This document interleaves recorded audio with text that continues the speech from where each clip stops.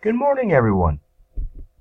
We spent the last 2 days looking at the early years of World War II in the European theater. Today we want to turn our attention to what was going on in the early years of the war in the Pacific theater. But let's take a couple minutes and review. Blitzkrieg. Lightning War. The German strategy of controlling the air using your superior air force, dominating the air, and then once you dominate the air, the use of your armor and then your foot soldiers, your infantry. Very effective for Germany as they are able to conquer Poland and Norway, Belgium, the Netherlands, and France. It wouldn't seem like this would have any connection to what was happening in Japan, but actually the fall of France is going to become key to what's going to happen in the Pacific theater.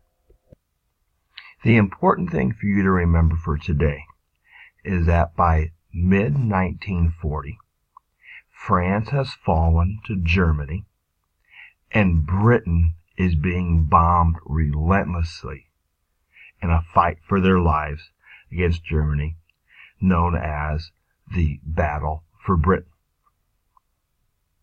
Let's go ahead and turn our attention to the Pacific theater. I have on this map in solid red, I have Japan. And then I have two areas already highlighted in red. Remember that Korea, right here, Korea, by 1905, is in the hands of Japan. And then in 1931, Japan invades and takes control of this area right here, which we know of as Manchuria. So by the mid-1930s, Japan has already has control of Korea, the Korean Peninsula, and of the area in northern China known as Manchuria.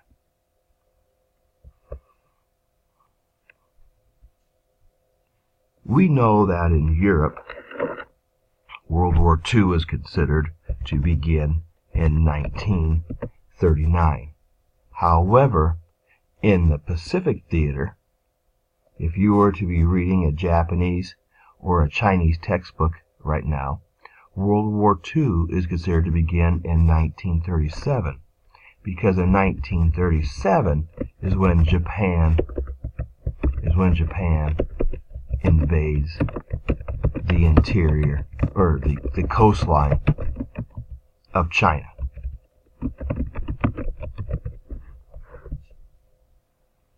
So in 1939, China begins its invasion of China and slowly works down the coastline of China.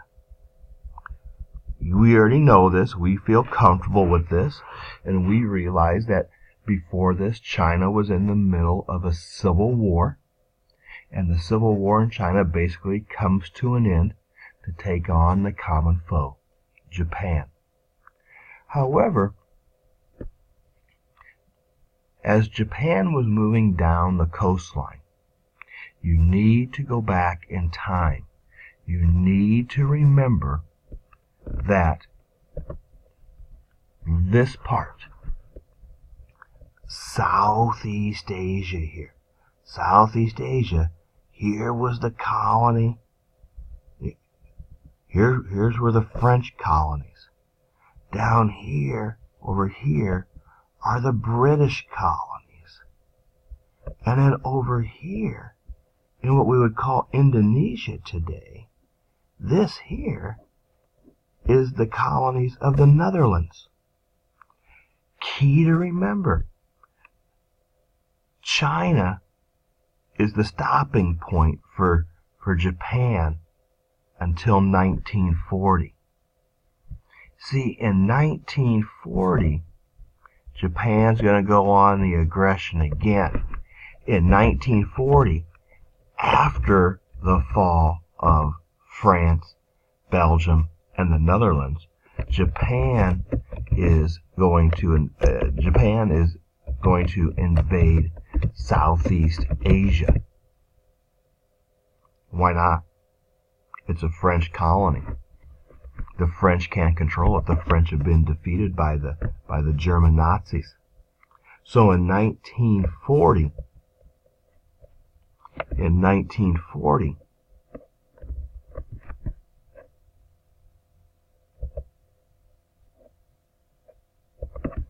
China moves in and takes over Southeast Asia. The French, the former French colonies. They're beginning to threaten the British colonies here. Britain can't do much here either because they're fighting for their life against the German Nazis. Let's go back in time and remember, why is Japan being so aggressive anyway? Remember the one thing that Japan lacks to become self-sufficient and an industrial giant. They lack the natural resources. When it comes to coal and iron ore, they can get all that material they need here in Manchuria and in the Koreas.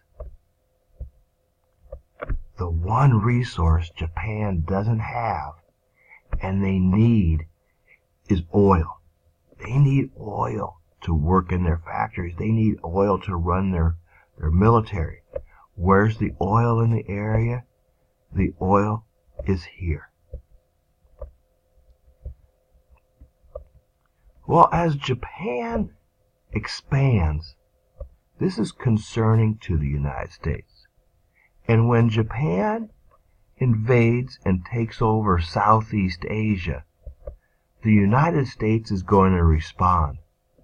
And I think it's really important for you to understand what happened in this response. So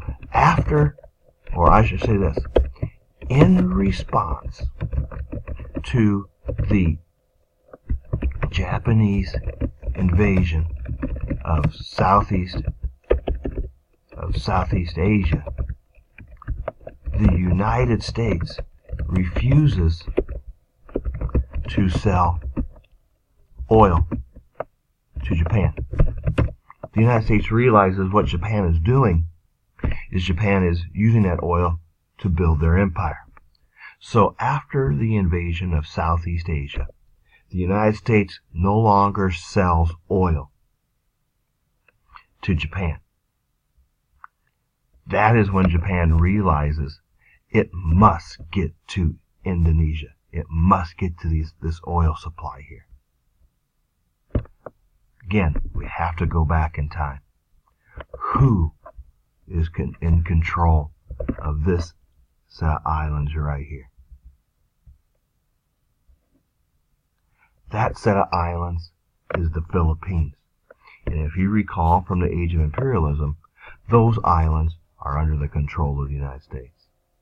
Japan realizes that if it's going to expand into the Indonesia, if Japan is going to expand into this area right here, there's only about one country that's going to be able to stop it, and that's the United States.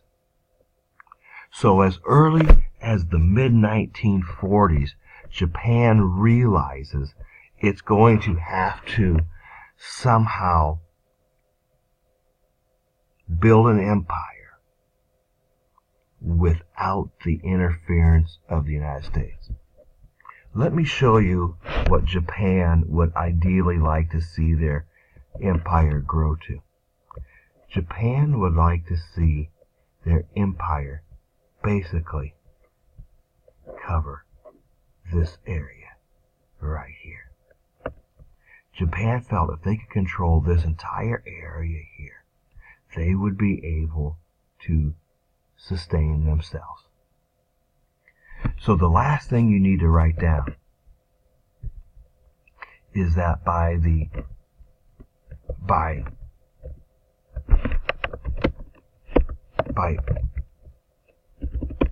late 1940, Japan begins planning a way to not take over the United States, but to knock out the United States. So the United States would not be able to interfere as the Japanese attempt to build their empire.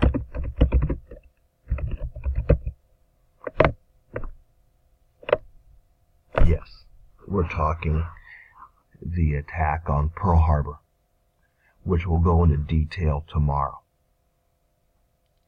Here's what I need you to do today. Remember, by midnight tonight, I need assignment number 26 handed in. It's all set up online. I would like to show you 26 minutes of a video about Japan and Japan's expansion from 1931 all the way to the eve and including the attack on Pearl Harbor. So the video that I have set up on Canvas, I'd like you to watch that for 30 minutes. Okay? 30 minutes today. Just watch the first 30 minutes of the video. And it will really help you and visualize what was going on in Japan. But the two key things you need to understand is World War II in the eyes of the Pacific Theater begins in 1937 when Japan invades the coastline of China. Japan refuses, Japan realizes Japan doesn't want to take on France or Britain. So before 1940, this is where the Japanese stop. Unwilling to take on the French and the British as they would try to attempt Southeast Asia.